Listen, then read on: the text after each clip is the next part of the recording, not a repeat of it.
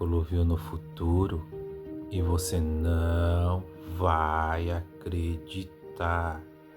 A vida às vezes é como um jogo.